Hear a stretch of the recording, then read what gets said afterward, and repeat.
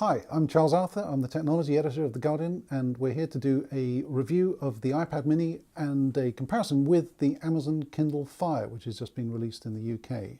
So here on the table in front of me, I've got a iPad. This is the standard iPad that Apple has been selling since 2010 as standard size. So it's got a screen which is 9.7 inches from corner to corner, measured diagonally. That's how screens are measured.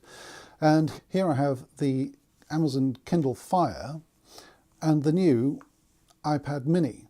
What you might notice is that although the devices themselves are almost exactly the same size, if I put them edge to edge, you can just about see the iPad mini, which is here on the top, is very slightly thinner.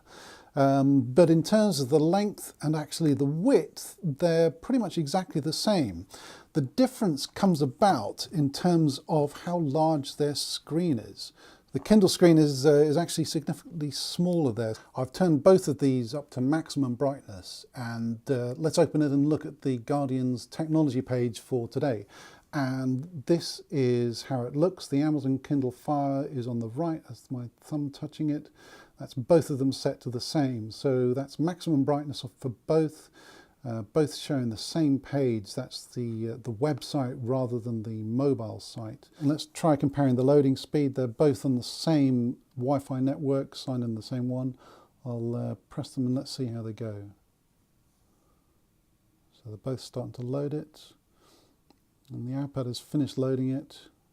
And so is the Amazon Kindle Fire. I've got to say that's a little bit jerky there on the scrolling. The Amazon Kindle Fire uses a version of Android. It's the Amazon's own customized version. If we double tap, it resizes the text straight away, and we can scroll it. And if we do the same on this, if we double tap and scroll through, I'd say that's quite smooth.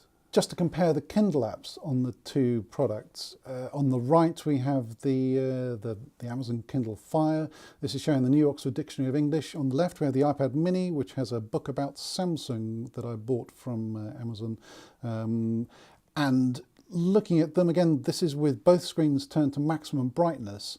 The Amazon Kindle Fire it's got a more of a sort of yellowy cast to it, I think, which might be nicer for long periods of reading. So certainly pretty good on both actually there. One thing that you can't see from the camera is the weight. Although the iPad is larger in terms of the screen and very slightly larger in terms of the body size, actually, the Kindle Fire is quite noticeably heavy in the hand.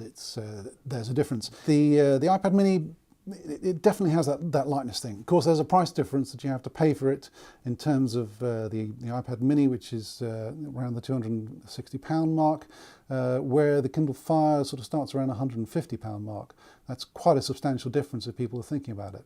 I suspect that the thinness of the iPad mini, because it's about half the thickness of the Kindle Fire, and the lightness of it will be an advantage for some people. The price is going to put others off, and I think that's always going to be a problem when it comes to Apple's products, because Amazon is not trying to make a profit on this. The profit comes from selling the content to people, whereas Apple is looking to make a profit on the hardware and is looking to make a profit on the apps. So it really comes down to, do you like the Apple experience and the Apple apps, or do you prefer to go for the Amazon experience and what Amazon is offering you with its content? I think that Apple is going to sell a lot of iPad minis because many people are interested in the iPad, but it's just a bit too much.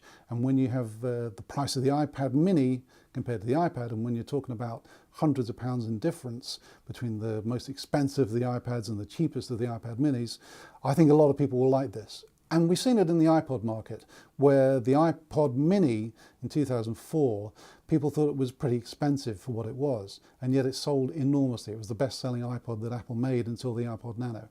Smaller tends to beat larger when it comes to devices like this.